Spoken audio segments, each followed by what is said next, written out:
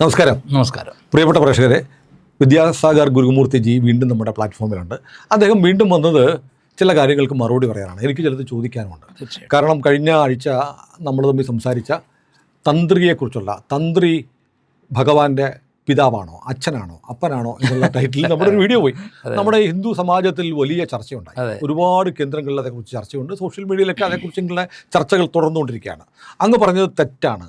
അങ്ങ് ഈ സമുദായത്തിൻ്റെയൊക്കെ ഭാഗമായി നിന്നുകൊണ്ട് ഇങ്ങനെ പറഞ്ഞത് ഒരു കുലംകുത്തിയുടെ പണി ചെയ്യുകയാണ് എന്ന് പറഞ്ഞവരുണ്ട്. പിന്നെ ഇന്ത്യ ലൈവ് എന്നുള്ള ചാനൽ ഇത്തരം കാര്യങ്ങൾ പ്രചരിപ്പിക്കാൻ പാടില്ല എന്ന് പറഞ്ഞ് എനിക്ക് നേരെ ആക്ഷേപമുണ്ട്. ഞങ്ങളൊക്കെ വിശ്വസിച്ചു നിങ്ങൾ നമ്മുടെ ധർമ്മത്തെ പ്രചരിപ്പിക്കാൻ നിൽക്കുന്നവരാണെന്ന് കരുതി. പക്ഷേ നിങ്ങൾ ധർമ്മത്തിന് വിരുദ്ധമാണ് ചെയ്യുന്നത്. അവർ ചോദിക്കുന്നത് ബയോളജിക്കൽ ഫാദർ മാത്രമേ ഫാദറുള്ളൂ, അമ്മായി അച്ഛനെ അച്ഛാന്ന് വിളിക്കാറുണ്ടല്ലോ, നമുക്ക് അച്ഛൻ്റെ സ്ഥാനം എന്ന് പറയുന്നതിൽ എന്താണ് തെറ്റ്? അത് പറഞ്ഞപ്പോൾ വേറൊരാളോട് ചോദിച്ചു, അങ്ങനെ ഉണ്ടെങ്കിൽ ഭഗവാന്റെ വിഗ്രഹമുണ്ടാക്കിയ വിശ്വകർമ്മജർ ആരാണ്? അവർക്ക് അച്ഛൻ്റെ സ്ഥാനമുണ്ടോ? ഈ സംശയങ്ങളുണ്ട്. അങ്ങയുടെ മറുപടി ലക്ഷക്കണക്കിനായ നമ്മുടെ പ്രേക്ഷകർ ഹിന്ദു സമാജത്തിൽപ്പെട്ട ആളുകൾ പ്രതീക്ഷിക്കുന്നുണ്ട്. ഇതിൽ ആദ്യമേ ഞാൻ തന്ത്രസമുച്ചയത്തിലെ ആ പ്രമാണം എടുക്കാം. അങ്ങേക്ക് ഞാൻ അയച്ചു തന്നിട്ടത് വിപ്രകുലീന കൃത സംസ്കൃയൗഘ സ്വധീത വേദാഗമ തത്വവേത്ത വർണ്ണാശ്രമ ആചാരപരോ അധിദീക്ഷ ദക്ഷസ്തപസ്വി ഗുരുരാസ്തികോസ്തു. വിപ്രകുലീന കൃത സംസ്കൃയൗഘ, അതായത് ബ്രാഹ്മണനായിരിക്കുന്ന വിപ്രൻ ഗുരുവാണ്. ഗുരു എന്നാണ് പറഞ്ഞ ഈ സ്ഥാനം. തന്ത്രസമുച്ചയത്തിൽ പറയുന്ന വാക്ക് ഗുരു എന്നാണ്. ഗുരു, ആചാര്യൻ എന്നൊക്കെ ഗുരുമൂർത്തി എന്ന് വരെ പേരുണ്ട്. തന്ത്രസമുച്ചയം തന്നെ പറയുന്നത്. പിന്നെ തുടർന്നുള്ള ശ്ലോകങ്ങളിൽ ഗുരുമൂർത്തി എന്ന് പറയുന്നതും തന്ത്രിയാണ് പറയുന്നത്. ആ തന്ത്രി എങ്ങനെയുള്ള ആളായിരിക്കണം എന്നാണ് ചോദിക്കുന്നത്. ബ്രാഹ്മണൻ തന്നെയാണ് എല്ലാ ജാതികൾക്കും പ്രതിഷ്ഠ ചെയ്തു കൊടുക്കേണ്ടത്. ആരുടെ ക്ഷേത്രം, യജമാൻ ആരും ആയിക്കോട്ടെ, നായരുടെ ക്ഷേത്രം എന്നോ ഈഴവൻ്റെ ക്ഷേത്രം എന്നോ വ്യത്യാസമല്ലാണ്ട് തന്ത്രസമുച്ചയ പ്രകാരം വിപ്രൻ തന്നെയാണ് തന്ത്രി ആയിരിക്കേണ്ടത്. ശരി, അതിന് ഞാൻ തർക്കം ഉന്നയിച്ചോ? ഇല്ല. അങ്ങ് ചോദിച്ചു ഇടയ്ക്ക് തന്ത്രിയെ മാറ്റണോ? ഞാൻ അങ്ങനെ എനിക്ക് അഭിപ്രായമില്ല. കളങ്കിതരായ വ്യക്തികൾ മാറിയാൽ മതി എന്ന അഭിപ്രായമേ. തന്ത്രിസ്ഥാനം ഉണ്ടായിക്കോട്ടെ. അതെ, തന്ത്രിസ്ഥാനം ഉണ്ടായിക്കോട്ടെ. കളങ്കിതരായ വ്യക്തികൾ, അതായത് ദേവപൂജയെ പറ്റി അറിവില്ലാത്തവർ.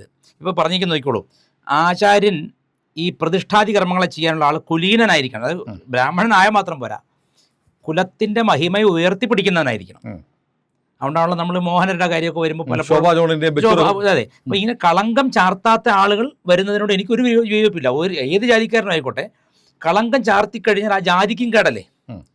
ഇപ്പം ഇവർ പറയണത് ഇപ്പോൾ ഈ രാജീവർ ചെയ്തതിനെക്കാട്ടും കഷ്ടമാണ് ഗുരുമൂർത്തി ചെയ്തെന്ന് പറയണത്. അതെ അതെ അതെ. ഇപ്പം വീണ്ടും തെളിവ് പറയണ എസ്ഐ എന്താണ്, അറിവോടുകൂടിയാണ് കട്ടിളപ്പാളി കൊണ്ടുപോയെന്ന് പറയാണ്. തന്ത്രിയുടെ അറിവോടുകൂടിയെന്ന് പറയുന്നത്. അതെന്തും ആയിക്കോട്ടെ. ഇനി ഗർഭാധാനം തുടങ്ങിയിട്ടുള്ള 16 സംസ്കാര ക്രിയകളൊക്കെ ചെയ്തിട്ടുള്ളവനായിരിക്കണം. പുംസവനം, അങ്ങനെ കുലത്തിൽ ജനിച്ചവനായിരിക്കണം എന്നർത്ഥം. പിന്നെ ഇതാണ് അടുത്ത ശ്രദ്ധിക്കണം. സ്വധീത വേദാഗമ തത്വവേത്ത, സ്വയം സ്വാധ്യായം ചെയ്തിരിക്കണം. പാഠശാലയിൽ ഗുരുവിൻ്റെ കീഴിൽ വേദം, ആഗമങ്ങൾ, ക്ഷേത്ര പ്രതിഷ്ഠാകർമ്മങ്ങളുടെ വിധികൾ എല്ലാം പഠിച്ചിരിക്കണം. വർണ്ണാശ്രമ ധർമ്മങ്ങളെ പാലിക്കണം. ബ്രഹ്മചര്യ ആശ്രമങ്ങളെ പാലിച്ചിരിക്കണം. മാത്രമല്ല ഇയാൾ തപസ്വിയായിരിക്കണം. ആണ് ഏറ്റവും പ്രധാനപ്പെട്ട വാക്കാണത്, തപസ്വി. അധിദീക്ഷ, അയാൾ മന്ത്രദീക്ഷയെ സ്വീകരിച്ചിരിക്കണം. അപ്പോൾ ഈ അതാണ് ഞാൻ പറഞ്ഞത്. ആ മന്ത്രദീക്ഷയെ എവിടുന്ന് കിട്ടുന്നു? അയാൾ അച്ഛനിൽ നിന്ന്. ഗായത്രി മന്ത്രങ്ങളായിരിക്കും പറയേണ്ടത്, അല്ല നീ ദേവതാ മന്ത്രമാണെന്ന് മറ്റൊരാളിൽ നിന്ന് പകർന്നു കിട്ടണം. അങ്ങനെ തപസ്വിയായ ഒരാളായി ദക്ഷസ് തപസ്വി ഗുരുരാസ്തികോസ്തു, ആസ്തികനായിരിക്കണം. ഈശ്വര വിശ്വാസം ഉണ്ടായിരിക്കണം. ആസ്തികം എന്ന് പറഞ്ഞാൽ കോമൺ മീനിങ് ഈശ്വര വിശ്വാസം ഉണ്ടായിരിക്കണം. ഇങ്ങനെ ഒരാൾക്ക് തീർച്ചയായിട്ടും പിന്നെ തന്ത്രിയാവാം. അതാണ് പറയുന്നത്. അപ്പം ഞാനിപ്പോൾ പറയുന്നത് ബ്രാഹ്മണൻ മാത്രമേ തന്ത്രി ആകാവോ എന്നല്ല. തന്ത്രസമുച്ചയം എന്ന പ്രമാണ ഗ്രന്ഥപ്രകാരം വിപ്രനും കുലീനനും സംസ്കാരക്രിയകളെ ചെയ്തവനും പഠിച്ചവനും എന്നൊക്കെ വേദോപനിഷത്തുക്കൾ ആഗമടക്കം തന്ത്രശാസ്ത്രം പഠിച്ചവനായിരിക്കണം. മാത്രമല്ല അവസാനത്തെ വരി വളരെ ശ്രദ്ധിക്കണം. അതായത് സകല കർമ്മങ്ങളും സമർത്ഥനായിരിക്കണം. ഡെക്സ്റ്ററിറ്റി ഇംഗ്ലീഷ് പറയും. തപസ്വിയായിരിക്കണം. തപശക്തി നിത്യേനയുള്ള ഉപാസന മാർഗങ്ങളെ സ്വീകരിക്കണം.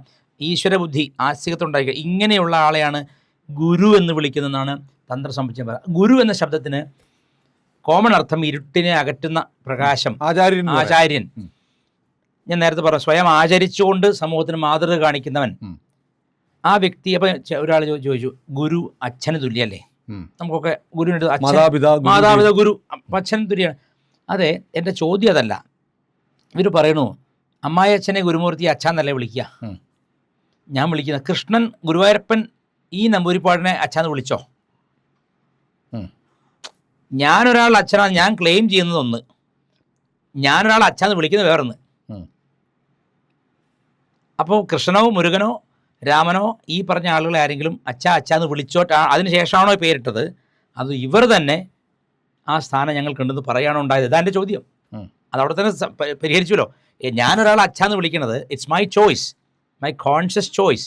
ഡിയറ്റിയുടെ കോൺഷ്യസ് ചോയ്സ് ആയിട്ടാണോ ഈ വ്യക്തിയെ അച്ഛാന്ന് വിളിക്കുന്നത്? എൻ്റെ ചോദ്യം.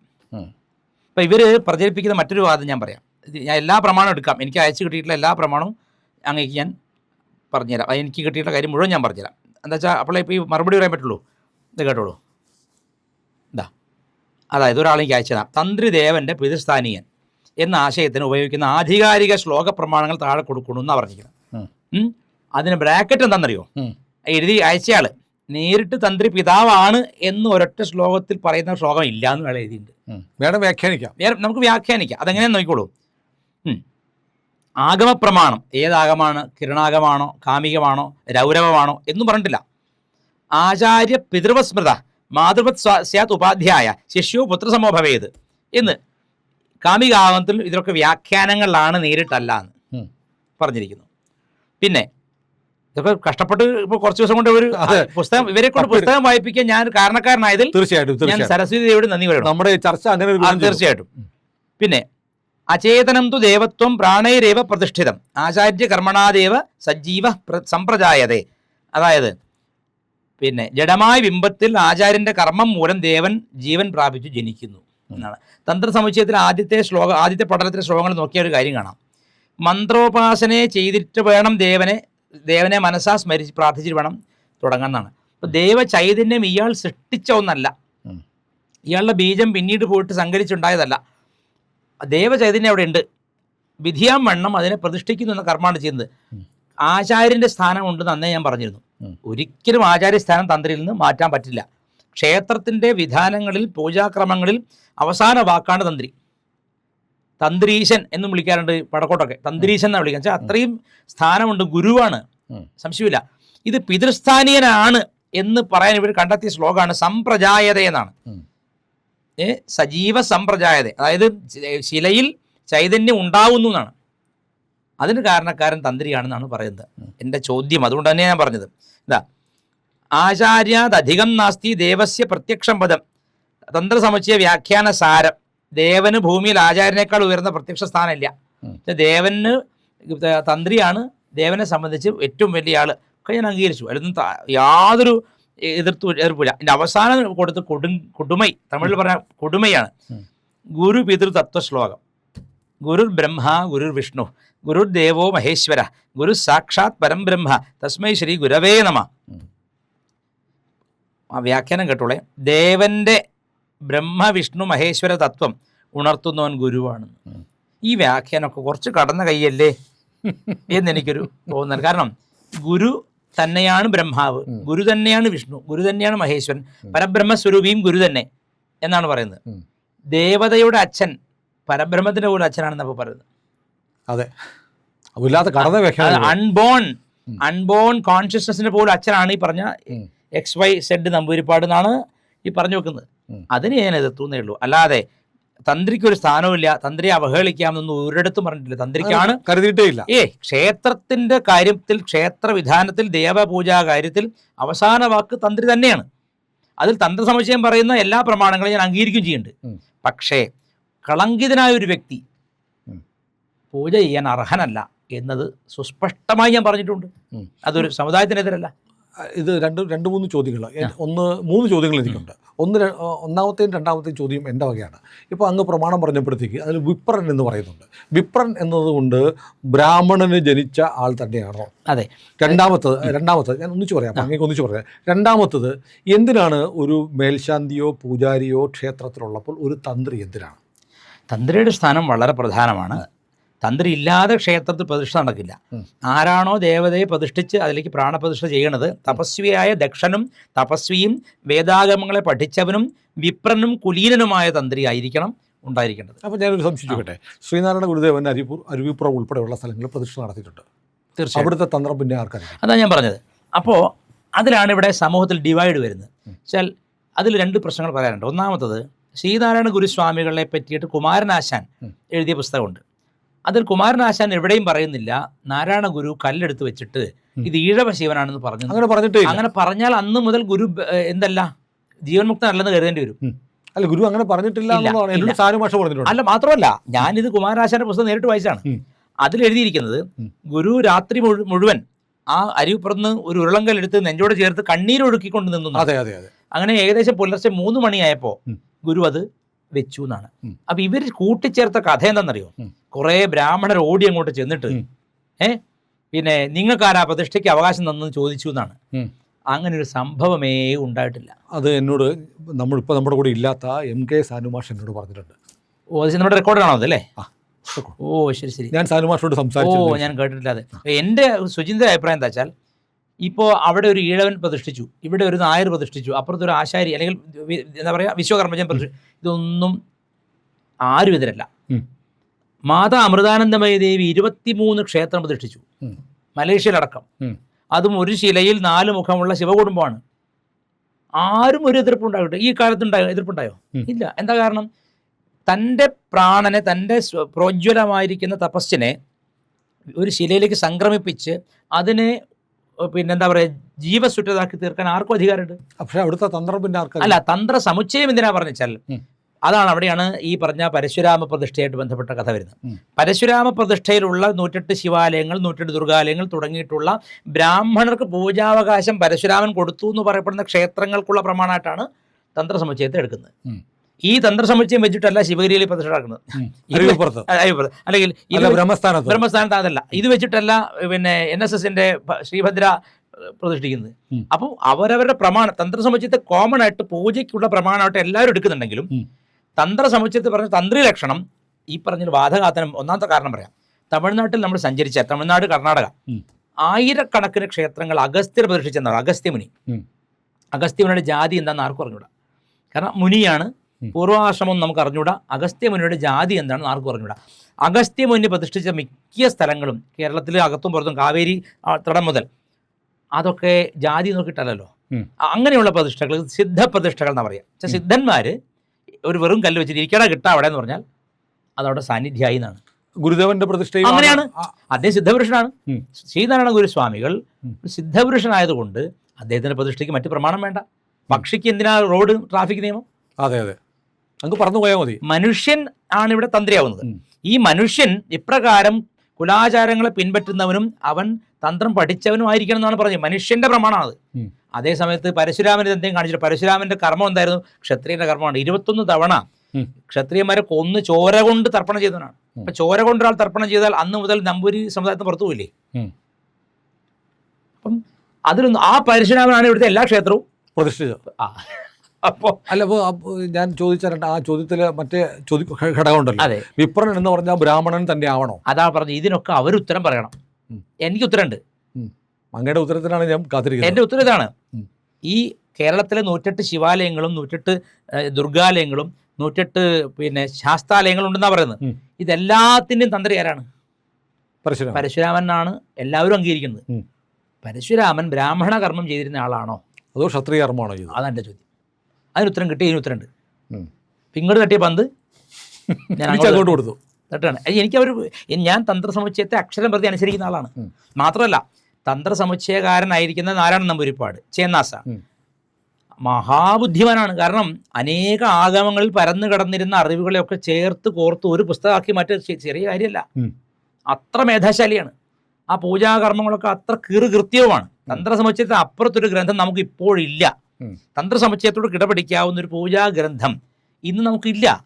അതിന് അദ്ദേഹത്തോട് എന്നും നമ്മളെല്ലാം നന്ദിയുള്ളവരായിരിക്കണം. പക്ഷേ ഈ അവരടക്കമുള്ള എല്ലാവരും ചോദിക്കുന്ന ചോദ്യമാണിത്. വിപ്രൻ തന്നെ ആയിരിക്കണം എന്ന് നമ്മൾ പറയുന്നു. മറ്റൊരു സമുദായക്കാരൻ പറയുന്നു വിപ്രൻ തന്നെ ആയിരിക്കണം എന്താ നിർബന്ധം ചോദിക്കുന്നു. രണ്ടുപേരോട് എനിക്ക് ചോദ്യം ഇതാണ്. കേരളത്തിൻ്റെ തന്ത്രി ആരാണ്? കേരളം എന്ന ഭൂപ്രദേശത്തിൻ്റെ തന്ത്രി ആരാണ്? പരശുരാമനാണ്. ഈ നമ്മുടെ ഐതിഹാസിക അല്ലെങ്കിൽ ഇതിഹാസത്തെ എടുത്താൽ തന്നെ മഴു എറിഞ്ഞു, ഗോകർണ തീരത്തൊന്ന് മഴു എറിഞ്ഞു എന്നാണ്. ആ ഭാഗത്തെ കടൽ പുറകോട്ട് പോയതാണ്. കര വീണ്ടെടുത്തു എന്നല്ല, കടൽ പുറകോട്ട് മാറി അപ്പോൾ കര പുറത്തു വന്നു. അപ്പോൾ ഇവിടെ ഉണ്ടായിരുന്ന മൂർത്തികളെയും അധിഷ്ഠാന മൂർത്തികളെയും മറ്റും സങ്കല്പിച്ച് ആദ്യം പ്രതിഷ്ഠ ചെയ്തയാൾ വിപ്രകർമ്മം ചെയ്തിരുന്ന ആളാണോ എന്ന് എൻ്റെ ചോദ്യം. വിപ്രൻ ബ്രാഹ്മണൻ. എൻ്റെ ഒരു സുഹൃത്ത്, അടിസ്ഥാന ചോദ്യമാണ് ഇത്. ഈ ചോദ്യം ആരും ചോദിക്കുന്നുമില്ല, ഇങ്ങനെ ചിന്തിക്കുന്നുമില്ല, അതാ പ്രശ്നം. അല്ല, അങ്ങയുടെ സുഹൃത്തിൻ്റെ കാര്യം പറയാൻ പോകുന്നു. എൻ്റെ സുഹൃത്ത് അയാളൊരു നമ്പൂരിയാണ്. അയാൾ പക്ഷേ കുറച്ച് വിപ്ലവാത്മകമായിട്ടുള്ള ചിന്തകളാണ്. അയാൾ പറഞ്ഞു അതൊന്നും ശരിയല്ല, എല്ലാവർക്കും ആവാം. അപ്പം അയാൾ എന്ത് വെച്ചാൽ ലളിതാ സഹസ്രനാമത്തിന് ശരിക്കുള്ള പേര് രഹസ്യനാമ സഹസ്രം എന്നാണ്. അതിൽ വിപ്രപ്രിയ എന്നൊരു മന്ത്രമുണ്ട്, ഓം വിപ്രപ്രിയായേ നമഃ. അപ്പം ഇയാളിതും എല്ലാ ബുക്കിലും തിരുത്തി. ഇയാൾ സ്വയം ബുക്ക് അടിച്ചു, വിശ്വപ്രിയ എന്നായി. അത് ശരി. അത്ര കടന്ന തീവ്രവാദിയാണ്.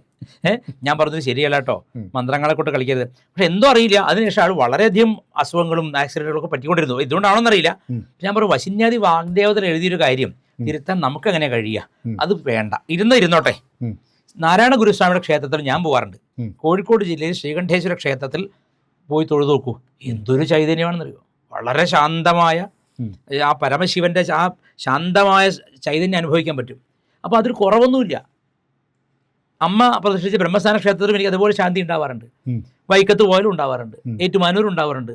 അപ്പം നമ്പൂതിരി പ്രതിഷ്ഠിച്ചോ മറ്റേ അപ്പോൾ ഇത് മേജർ പോയിന്റ് എന്താ വെച്ചാൽ ദക്ഷ തപസ്വി, ആ വാക്കിന് വളരെ പ്രാധാന്യമുണ്ട്. ആദ്യത്തെ വിപ്ര എന്നുള്ള ശബ്ദം അത് അവർ ഇനിയിപ്പോൾ പറയണം, തീരുമാനിക്കണം. എന്താണ്, പരശുരാമൻ വിപ്രകർമ്മം ചെയ്തവനാണോ? പക്ഷേ അതിനകത്ത് വേറെ ഉത്തരം ഉണ്ടല്ലോ. ഉത്തരം കേരളത്തിൽ വന്നിട്ടുണ്ട്. പറവൂർ ശ്രീധരൻ തന്ത്രികൾ, രാകേഷ് തന്ത്രികൾ, അവരൊക്കെ തന്ത്രിമാരാണ്. അവരൊക്കെ തന്ത്രസമുച്ചയം വെച്ചിട്ടാ പൂജിക്കുന്നത്. അവരല്ല വിപ്രരല്ല, അല്ല. അത് ഞാൻ പറഞ്ഞത്, അവിടെ സംസ്കാരക്രിയ എന്നൊരു വാക്കുണ്ടല്ലോ, ആ സംസ്കാരക്രിയ അവർ ചെയ്തിട്ടുണ്ടാവും, ഉപനയിച്ചിട്ടുണ്ടാവും, അതുണ്ട്, അല്ലെങ്കിൽ ശാസ്ത്രം പഠിച്ചിട്ടുണ്ടാവും. അപ്പൊ അതുകൊണ്ടും വിപ്രം എടുക്കാന്നുള്ള അർത്ഥം സ്വീകരിക്കേണ്ടി വരും. കാരണം ഹിന്ദു മതം മുന്നോട്ട് പോകണം. അല്ല, ഈ ചാതുർവർണ്ണ്യം എന്ന് പറയുന്നത് ജന്മം കൊണ്ടല്ലോ. അല്ല, അത് വർണ്ണവും ജാതിയും രണ്ടാണ്. വർണ്ണം എന്ന് പറഞ്ഞാൽ ഗീറ് മാറ്റുള്ള മാറും. ഇപ്പോൾ ഉദാഹരണം പറയാം. ഞാനൊരു ഉത്തമ ബ്രാഹ്മണ കുടുംബത്തിൽ പുംസവനാദി കർമ്മങ്ങൾ എൻ്റെ അച്ഛനും അമ്മയും ചെയ്തിട്ട് അതിൽ നിന്ന് ഉണ്ടായ കുട്ടിയാണ് ഞാൻ. തന്ത്രിയായി തിരിച്ചോളൂ ഒരു അമ്പലത്തിൽ. അപ്പോൾ ഞാൻ ഇവിടുന്ന് ഒരു പോറ്റിയെ പരിചയപ്പെട്ട് വന്നോളൂ, ഇവിടെ കുറച്ച് സ്വർണ്ണമുണ്ട്, മെല്ലെ നമുക്കത് ഷെയർ ചെയ്യാമെന്ന് പറഞ്ഞു വെച്ചോളൂ. ആ ഒരു മോമെൻറ്റിൽ എൻ്റെ വിപ്രത്വം നഷ്ടപ്പെടുക എന്നല്ലേ എൻ്റെ അർത്ഥം? തീർച്ചയായിട്ടും. ഇതിനെയാണ് ഞാൻ ചോദിച്ചത്. വിപ്രത്വം നഷ്ടപ്പെട്ടവനെ നാട്ടുകാർ നിന്ദിക്കുക തെറ്റെന്താ?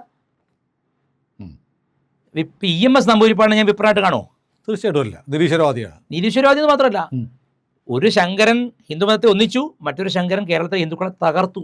അപ്പോൾ അംഗീകരിക്കാൻ പറ്റില്ല. ഏലംകുളം മന വലിയ മനയാണ് എന്ന് വെച്ചിട്ട് ആ മനയെ നമ്പൂരൊക്കെ നല്ലതെന്ന് പറയാൻ പറ്റും എനിക്ക്? ഇല്ല, കർമ്മം അനുസരിച്ചാണ്. അപ്പോൾ ഞാൻ പറയും വർണ്ണം, ഇത് ഹിന്ദുക്കൾ ഈ കൺഫ്യൂഷൻ ഇന്നത്തോടെ മാറ്റണം എന്ന് എനിക്ക് അഭ്യർത്ഥന. വർണ്ണം മാറും, ജാതി മാറില്ല. ഹിന്ദുമതത്തിലെ ജാതിയെപ്പറ്റി കൺഫ്യൂഷൻ ഇവിടെ ഞാൻ പറയാണ്. ജാതി എന്ന് പറയുന്നത് ഗുണകർമ്മ വിഭാഗമാണോ? പക്ഷെ ഗീതയിൽ വർണ്ണത്തെ പറഞ്ഞിരിക്കുന്നത്, ജാതിയെക്കുറിച്ചല്ല. അല്ല, ഗീതയിൽ സ്പഷ്ടമായിട്ട് വർണ്ണം എന്നാണ് പറഞ്ഞിരിക്കുന്നത്. ചാതുർവർണ്ണ്യം മയാ സൃഷ്ടം ഗുണകർമ്മ വിഭാഗശ തസ്യ കർത്താരമപി മാം വിദ്ധി അകർത്താരം അവ്യയം. ഞാനിതൊക്കെ ചെയ്തെങ്കിലും ഞാനിത് ചെയ്തിട്ടില്ല. കൃഷ്ണൻ ഉത്തരവാദിത്തമില്ല. ഇത് പറഞ്ഞയാൾ ബ്രാഹ്മണനാണോ? അല്ല, കൃഷ്ണൻ അല്ല. ഒന്ന്. രണ്ട്, ഈ വർണ്ണം മാറും എന്നാണ് ഞാൻ മനസ്സിലാക്കിയത്. ഇപ്പോൾ ഉദാഹരണം പറഞ്ഞാൽ വ്യാസൻ, മഹാഭാരതാദികൾ എഴുതിയ വ്യാസൻ കൃത്യമായിട്ട് ഇന്ന ജാതി നിന്ന് നായർന്നോ, വ്യാസൻ നായർന്നോ, വ്യാസം പിള്ളാന്നോ, അല്ലെങ്കിൽ ഈഴവനെന്നോ, അങ്ങനെ ഒരു പർട്ടിക്കുലർ നമ്മൾ ഇന്ന് ഉണ്ടാക്കിയ ഒരു ബ്ലോക്കിലും അവരെ പെടുത്താൻ പറ്റില്ല. ആ കാലത്ത് ഇങ്ങനെയല്ല ജാതി സങ്കല്പം ഉണ്ടായിരുന്നത്. പിന്നെ വർണ്ണം മാറും. രാവിലെ ഞാൻ ഗായത്രി ജപിച്ചുകൊണ്ടിരിക്കുമ്പോൾ ഞാൻ ബ്രാഹ്മണനാണ്. പാൽക്കാരൻ വന്നിട്ട് എന്നോട് പറയണം, സാറേ ഇന്ന് പോലെ 1 രൂപ കൂട്ടുകയാണെന്ന് പറയുമ്പോൾ എൻ്റെ സ്വഭാവം മാറി. ഞാൻ തർക്കിക്കും അവനോട്. ഇപ്പം ഞാൻ വൈശ്യനല്ലേ? അപ്പോൾ വർണ്ണം മാറിക്കൊണ്ടിരിക്കും ഒരു മനുഷ്യന്. ഒരു മനുഷ്യനിൽ 4 വർണ്ണങ്ങളും ഉണ്ട്. അതിലേതിനാണോ ആധിക്യം അവനെ ബ്രാഹ്മണനെന്നും ക്ഷത്രിയനെന്നും ഒക്കെ വിളിക്കാം. ഇതേ എന്തുകൊണ്ടാണ് ബ്രഹ്മക്ഷത്രിയ എന്നൊരു പേരാർക്ക്? പരശുരാമന്. എന്താ കാരണം? ബ്രാഹ്മണനാണെങ്കിലും ഗുണകർമ്മം ക്ഷത്രമാണ്. അപ്പോൾ ആൾ കണക്കാക്കണം, വർണ്ണത്തിൽ ക്ഷത്രിയനാണ്. അതേ ആൾ മഹേന്ദ്ര പർവ്വതത്തിൽ തപസ്സിന് പോയി പ്രായശ്ചിത്തായിട്ട്, അപ്പോൾ അയാൾ ബ്രാഹ്മണനാണ്. അപ്പോൾ ഒരു വ്യക്തിക്ക് വർണ്ണം മാറിക്കൊണ്ടേയിരിക്കും. ഒരു വ്യക്തിയിൽ 4 വർണ്ണങ്ങളും ഉണ്ട്. അത് ഗുണകർമ്മങ്ങൾക്കനുസരിച്ചിരിക്കും. ഗുണങ്ങൾ ഏതൊക്കെയാണ്? സത്വരജസ്തമോ ഗുണങ്ങൾ. ഈ 3 ഗുണങ്ങളിലെ മിശ്രിതങ്ങൾ മാറി മാറി വരുമ്പോൾ വർണ്ണം മാറിയിരിക്കും. ഞാൻ പോണൂരിട്ടുണ്ട്, ഗായത്രി കിട്ടിയിട്ടുണ്ട്, അതുകൊണ്ട് എപ്പോഴും 24 മണിക്കൂർ ഞാൻ ബ്രാഹ്മണനാണെന്ന് വാദിക്കാൻ വർണ്ണം കൊണ്ട് എനിക്ക് പറ്റില്ല. എന്നാൽ ഞാൻ നമ്പൂതിരിയാണ്, അല്ലെങ്കിൽ ഞാൻ അയ്യരാണ്, അതെൻ്റെ ജാതിയാണ്. അച്ഛനിൽ നിന്ന് അമ്മയിൽ നിന്ന് ആർജിക്കുന്നത് ആ ജാതി മാറുന്നില്ല, കാരണം അത് ആ ജാതിയാണ്. പക്ഷെ വർണ്ണം എങ്ങനെയാണ് മാറുന്നത്? ഇപ്പം നമുക്ക് ഏകലവ്യനെ എടുക്കുക ഉദാഹരണം, അല്ലെങ്കിൽ സത്യകാമ ജാബാലൻ ഉപനിഷത്തിലെ കഥയാണ്. ജാബാലൻ, സത്യകാമ ജാബാലൻ എന്ന് പറയും. സത്യകാമൻ എന്ന് പേര് വരാൻ കാരണം ഇയാൾ അമ്മയോടൊപ്പം കാട്ടിൽ ചുള്ളി പെറുക്കാൻ പോയപ്പോൾ ഈ ആശ്രമം വാടിയിൽ നിന്ന് വേദം ആലപിക്കുന്ന ശബ്ദം കേട്ടു. അപ്പോൾ കുട്ടിക്ക് വലിയ താല്പര്യമായി. കുട്ടി അടുത്ത് പോയി ഇങ്ങനെ കേട്ട് നിന്നപ്പോൾ ഗുരു വിളിച്ചു, ഇങ്ങോട്ട് വരാൻ പറഞ്ഞു. നീ ആരാണെന്ന് ചോദിച്ചു. ഞാൻ അമ്മയോടൊപ്പം ചുള്ളി ഒടിക്കാൻ വന്നതാണ്. എന്തിനാ നീ കരയണു? എനിക്കിത് പഠിക്കണം. അപ്പോൾ ഗുരു പറഞ്ഞു, നിൻ്റെ അച്ഛൻ ആരാണ്, അയാളുടെ ജാതി എന്താണ് ചോദിച്ച് വരാൻ പറഞ്ഞു. ഗുരു പറഞ്ഞു.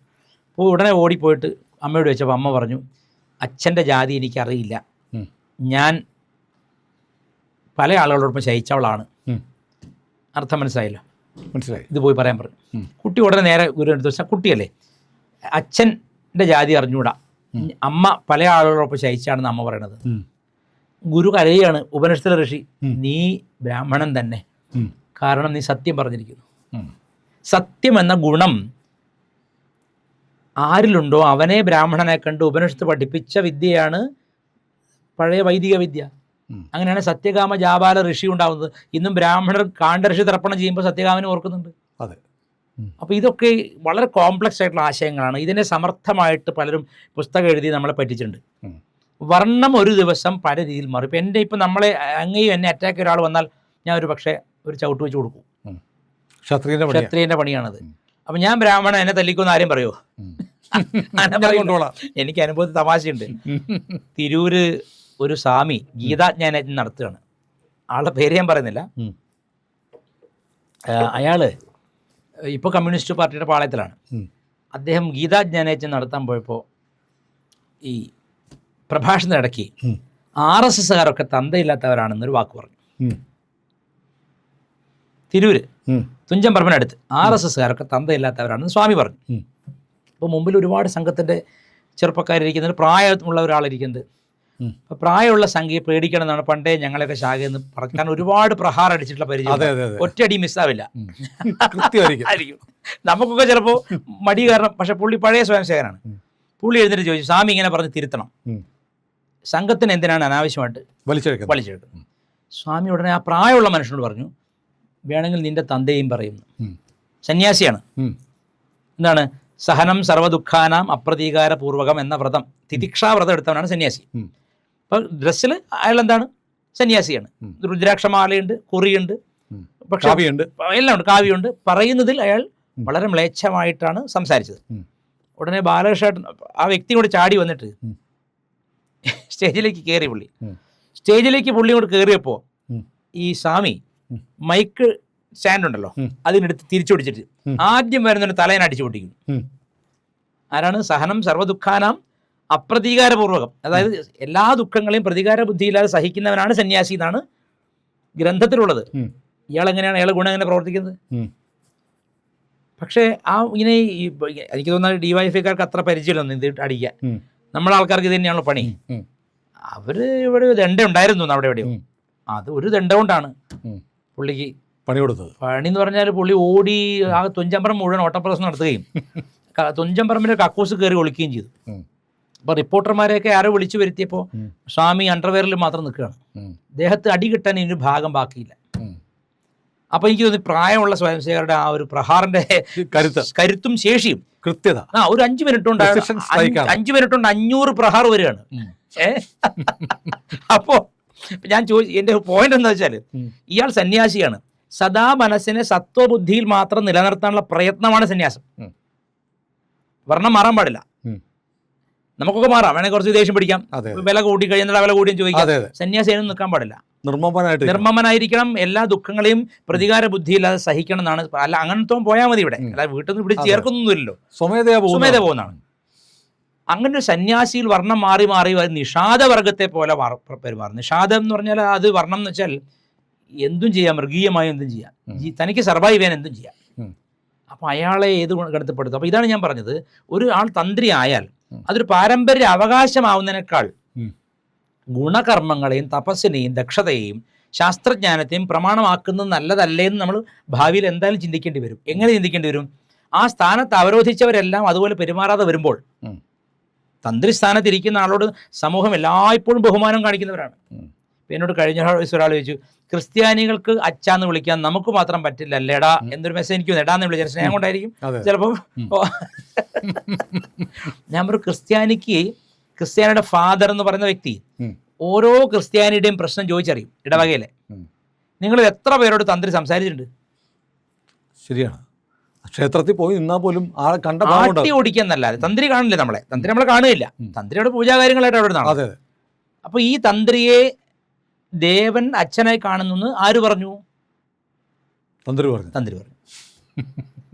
ക്രിസ്ത്യാനികൾ അവരെ ഇടവപ്പള്ളിയിലെ അച്ഛനെ അങ്ങോട്ട് വിളിക്കുന്നതാണ്. അതെ അതെ, നാട്ടുകാർ വിളിക്കുന്നത്. അല്ല, എൻ്റെ അച്ഛനെ ഞാൻ വിളിക്കുന്നതാണ്, എൻ്റെ ഭാര്യയുടെ അച്ഛനെ ഞാൻ വിളിക്കുന്നതാണ്. ഇവിടെ ദേവന് ഞാൻ അച്ഛനാണെന്ന് ആര് പറഞ്ഞു? തന്ത്രി പറഞ്ഞു. ഇത് തമാശയായിട്ട് കോഴിക്കോട് ചൊല്ലുണ്ട്. ഒരു മേസ്ത്രി മുതലാളി എടുത്തൊരു പുതിയ പണിക്കാരനെ കൊണ്ടുപോയി, ഒരു പയ്യനെ. അപ്പം മുതലാളി ചോദിച്ചു, എടോ ചെക്കൻ നന്നായി പണിയെടുക്കുവോ? പറഞ്ഞു ചെക്കൻ അസല പണിക്കാരനാണ്. അപ്പം മുതലാളി ചോദിച്ചു, ആര് പറഞ്ഞു എന്നോട്? ചെക്കൻ പറഞ്ഞു. അവൻ തന്നെ പറഞ്ഞു. ഞങ്ങളുടെ നാട്ടിലുണ്ട്, ആണ്ടി നല്ല അടിക്കാരനാണ്. ആര് പറഞ്ഞു? ആണ്ടി പറഞ്ഞു. അതെ അതെ. പക്ഷെ ഞാൻ ഇതിലൊക്കെ ഒരു തെറ്റിദ്ധാരണ മാറ്റേണ്ടതുണ്ട്. രാജീവരെ അറസ്റ്റിലായ ഉടനെ ഞാൻ രാജീവരെ ചവിട്ടി എന്നൊക്കെയാണ് ചില എഴുതിയത്. കൂടെ നിൽക്കേണ്ട ആളല്ലേ. ഒരിക്കലും ചെയ്യാൻ പാടില്ല. രാജീവരൊക്കെ ഇത്രയും കാലം തന്ത്രിയായിരുന്ന ആളെ ഉടനെ നിങ്ങൾ അങ്ങനെ നമ്മൾ പ്ലാൻ ചെയ്ത കാര്യമല്ല. രാജീവരുടെ വിഷയം വരുന്നതിന് മുൻപേ നമ്മൾ ഇന്റർവ്യൂ എടുത്താലും ഞാൻ എന്തോ അതാണ് ഇവർക്ക് അതിന് വളരെ മുമ്പ് നവംബറിൽ ഈ SIT അന്വേഷണം ഏറ്റെടുക്കുന്നതിന് മുമ്പ്, കട്ടളപ്പാളി വിഷയം ഇത്ര ഗുരുതരമാവുന്നതിന് മുമ്പ് ഞാൻ അങ്ങോട്ട് പറഞ്ഞിട്ടുണ്ട്, അദ്ദേഹം വാജിവാഹനം കൊണ്ട് വീട്ടിൽ വെച്ചിട്ടുണ്ടെങ്കിൽ അത് അദ്ദേഹത്തിന് പാരയാവും. വാജിവാഹനം അദ്ദേഹത്തിന് അർഹതപ്പെട്ടതോ ഇരുന്നുള്ള രണ്ടാമത്തെ ചോദ്യമാണ്. പക്ഷെ ദേവന്റെ ഒരു മുതലും വീട്ടിൽ കൊണ്ട് വെക്കാതിരിക്കുന്നതാണ് ഭംഗി. കാരണം ദേവന് ക്രിയകളോട് കൂറുണ്ട്. കൃത്യമായി ക്രിയകൾ നടന്നാൽ ദേവൻ നമ്മളെ പ്രസാദിക്കും. ക്രിയകൾക്ക് ലോപം വന്നാലും ദേവൻ ഇച്ഛയില്ലാത്ത ചെയ്താലും ദേവൻ തിരിച്ചടിക്കും. അവിടെ അച്ഛനാന്ന് വെച്ചാൽ അതാണ് അച്ഛനെ അടിക്കുന്ന മകൻ. അപ്പൊ അതല്ലേ വന്നത്. അയ്യപ്പൻ രാജീവരുടെ മകനാണ് എന്നാണല്ലോ ഞാൻ സമ്മതിക്കേണ്ടത്. അതിലിപ്പോ ആവശ്യം ഭഗവാന്റെ ഇച്ഛയില്ലാതെ നടക്കില്ല. അല്ല, എന്നോട് ഇവർ ചീത്ത പറയുന്നതാണ്. ഗുരുമൂർത്തി പറയണം തന്ത്രി അച്ഛൻ തന്നെയാണ്, അതല്ലേ പറഞ്ഞത്. ഞാൻ പറഞ്ഞു. പക്ഷെ അയ്യപ്പൻ ഇപ്പം ചെയ്ത് അച്ഛൻ ജയിലിൽ പോയി കിടക്കുന്നല്ലേ പറഞ്ഞു. അപ്പൊ എന്നേക്കാൾ ക്രൂരമായിട്ടല്ലേ അയ്യപ്പൻ പെരുമാറിയത്. ഞാൻ കേവല മനുഷ്യനാണ്, കേവല മാനവനാണ്. വെള്ളി നക്ഷത്രമേ നിന്നെ നോക്കി തുള്ളി തുളുമ്പുക എന്നെ മാമക ചിത്തത്തിൽ അന്നും ഇല്ല മാതക വ്യാമോഹമൊന്നും എന്ന് ചങ്ങമ്പുഴയുടെ ഇത് മറ്റേ രമണൻ. അതുപോലെ എനിക്ക് തന്ത്രി എന്നൊക്കെ പറഞ്ഞ വലിയ ആളാണ് എന്നെ സംബന്ധിച്ച്. ഞാൻ അതുമാത്രമല്ല, തന്ത്രിമാരെ മുഴുവൻ അടിച്ചാക്ഷേപിച്ചോ? ഇല്ല. കേരളത്തിലെ പ്രധാന തന്ത്രി കുടുംബമായ തരണനല്ലൂർ ഇല്ലത്തെ എനിക്കറിയാവുന്ന എല്ലാവരും തന്നെയും ഈ വിപ്രലക്ഷണം മുഴുവനുള്ളവരാണ്. എത്രയോ പേരുടെ പേര് പറഞ്ഞു. തപസ്വികളാണ്. പുലിയന്നൂർ തന്ത്രിമാർ തപസ്വികളാണ്. പിന്നെ വേഴപ്പറമ്പ് തന്ത്രിമാർ തപസ്വികളാണ്. അല്ലെങ്കിൽ തരണനല്ലൂർ തപസ്വികളാണ്. എത്രയോ ഇനങ്ങൾ എടുത്തു പറയാം. ഞാൻ ആരെയും പറഞ്ഞില്ലല്ലോ. അവരൊക്കെ നല്ലവരാണ്. സ്വന്തം കർമ്മം അതീവ ശ്രദ്ധയോടെ ഭക്തിയോടെ ചെയ്യുന്നവരാണ്. ആ ദേവചൈതന്യം അവർ തന്ത്രം നടത്തുന്ന ക്ഷേത്രങ്ങളിലുണ്ട് തന്നെ. ഈ കുടുംബത്തിലുള്ള ഈ വ്യക്തികൾ കുറച്ചു പേര് ചെയ്യുന്ന തന്ത്രം ആ ക്ഷേത്രത്തെ എന്നും വിവാദങ്ങളിലേക്കല്ലേ നയിക്കുന്ന ഒരു സ്വാഭാവിക സംശയം ഞാൻ ചോദിച്ചത്. അപ്പൊ ഇവർ ഈ കാലത്തിന്റെ ആവശ്യമാണ്. സ്വന്തം അച്ഛനെ മകൻ ജയിലിലേക്ക് പറഞ്ഞു വിട്ടുന്ന ഇവർ അയ്യപ്പനെ പറ്റിയും പോസ്റ്റ് ഇടുമല്ലോ. അയ്യപ്പ ഇത്രയധികം ഹിന്ദുക്കൾ കഷ്ടപ്പെടുന്ന സമയത്ത് നീ ഇത് ചെയ്ത് ഞങ്ങൾ വിചാരിച്ചില്ല. ഗുരുമൂർത്തിനൊപ്പം പേര് മാറ്റിയിട്ട് അയ്യപ്പൻ വെച്ചാൽ ഭംഗിയായി. നീ ഈ കഷ്ടപ്പെടുന്ന കാലത്ത് SIT കൊണ്ടുവരുന്നത് ഞങ്ങൾ വിചാരിച്ചില്ല. അവർ ജീവിച്ചു പോയിക്കോളായിരുന്നല്ലേ. നീ എന്തിനാണ് അച്ഛനെ സ്വന്തം അച്ഛൻ ജയിലിൽ കിടക്കുന്നത്? തനിക്ക് ഉൾപ്പുണ്ടോ എന്നും ഹൈക്കോടതിയെ കൊണ്ടുവന്നു. ഇനിയിപ്പോ മേലേക്ക് പോവാണ്. ഇത് താഴേക്ക് വരില്ല. അപ്പം ഉടനെ ഇവർ പോസ്റ്റ് എഴുതും, എടോ അയ്യപ്പ തനിക്ക് വല്ല ഇതുണ്ടോ? ഇന്നും താൻ നിവേദ്യം കഴിച്ചില്ലേ സുഖമായിട്ട്? നിന്റെ അച്ഛൻ എന്താ ചെയ്യണോ? ജയിലിൽ കിടന്ന് ഉണ്ടോ തന്നെയാണെന്ന് പറയും. എഴുതുമോ? അപ്പൊ ഈ സംഭവിച്ചതെല്ലാം കാരണക്കാരൻ ഗുരുമൂർത്തിയല്ല, അയ്യപ്പനാണ്. ഗുരുമൂർത്തി അതിന്റെ ഒരു സാഹചര്യം എങ്ങനെയാണെന്ന് പറഞ്ഞത് മാത്രം. അതിലെനിക്ക് ഒരു സങ്കോചമില്ല. കളങ്കിതനാണെങ്കിൽ അയ്യപ്പൻ ശിക്ഷിക്കും. എൻ്റെ അച്ഛൻ കളങ്കിതനാണ് അല്ലെങ്കിൽ ശിക്ഷിക്കപ്പെട്ടാൽ എൻ്റെ അച്ഛൻ്റെ സ്ഥാനം മാറുന്നില്ല. ഇവിടെ ഇത് മാറണം എന്നാ ഞാൻ പറഞ്ഞത്. ആ വ്യക്തി പിന്നെ അവിടെ വരാൻ പാടില്ല. ആ കുടുംബത്തിനോട് എതിരല്ല, മറ്റൊരാൾ വരാം. അത് ഇപ്പൊ മഹേഷ്, ഏറ്റവും ചെറുപ്പക്കാരനായിട്ടുള്ള മഹേഷ് ഗംഭീരമായിട്ട് പൂജ ചെയ്യുന്ന ആളാണ്. ഒരു തർക്കവും എനിക്കില്ല. ചെറുപ്പക്കാരനായ മഹേഷ്, ഇപ്പോഴത്തെ തന്ത്രി, ചെറുപ്പക്കാരനായ പയ്യൻ വിപ്രനാണ്, കുലീനനാണ്, സംസ്കാരക്രിയകൾ അറിയാവുന്നവനാണ്, ദക്ഷനാണ്, തപസ്വിയാണ്, എല്ലാമാണ്. എനിക്കാണ് ഒരു ബഹുമാനക്കുറവില്ല. അപ്പൊ താഴ്മൺ കുടുംബത്തിനെതിരാണോ? അല്ല. ആരെങ്കിലും ഈ തൻ്റെ സ്ഥാനത്തിന് ചേരാത്ത വിധം ക്ഷേത്രത്തെ ഉപയോഗിച്ചിട്ടുണ്ടെങ്കിൽ അയാൾ കുറ്റവാളിയാണ്. അച്ഛനുമല്ല അമ്മയല്ല ഒന്നും അയാളെ മാറ്റി നിർത്തണം. മാറ്റി നിർത്തണം. അല്ല, അത് വളരെ കൃത്യമാണ്. ഏതായാലും ഗുരുമൂർത്തിജി നമ്മുടെ കൂടെ വന്നു. നമ്മുടെ ഒരുപാട് പ്രേക്ഷകർക്ക് ചില ആശങ്കകളും സംശയങ്ങളും ഉണ്ടായിരുന്നു. അത് ദൂരീകരിച്ചു എന്നാണ് ഞാൻ കരുതുന്നത്. എന്തായാലും ഈ കഴിഞ്ഞ 2-3 എപ്പിസോഡുകളായി ഞങ്ങൾ ചെയ്ത ഈ ചർച്ചയിലൂടെ ഒരുപാട് ആളുകൾക്ക് നമ്മുടെ സമാജത്തിന് കണ്ണ് തുറക്കാനും കാതു തുറക്കാനും ബുദ്ധി ഉണർത്താനും കഴിഞ്ഞെങ്കിൽ ഞങ്ങൾ കൃതാർത്ഥരാണ്. ഗുരുമൂർത്തിജി നമ്മളോടൊപ്പം വീണ്ടുമുണ്ട്. നിങ്ങൾ ഇന്ത്യ ലൈവിനൊപ്പം നിൽക്കണം. ഇന്ത്യ ലൈവ് ചാനൽ തുടർന്നും കാണണം. അദ്ദേഹം അടുത്ത എപ്പിസോഡുകളിലുമുണ്ട്. നിങ്ങളുടെ സംശയങ്ങൾക്ക് മറുപടിയുമായിട്ടുണ്ടാവും. ഏതായാലും ഇന്ത്യ ലൈവിനൊപ്പം നിന്നതിന് നന്ദി. നമ്മുടെ ചാനൽ സബ്സ്ക്രൈബ് ചെയ്യാൻ കൂടെ മറക്കാതിരിക്കുക.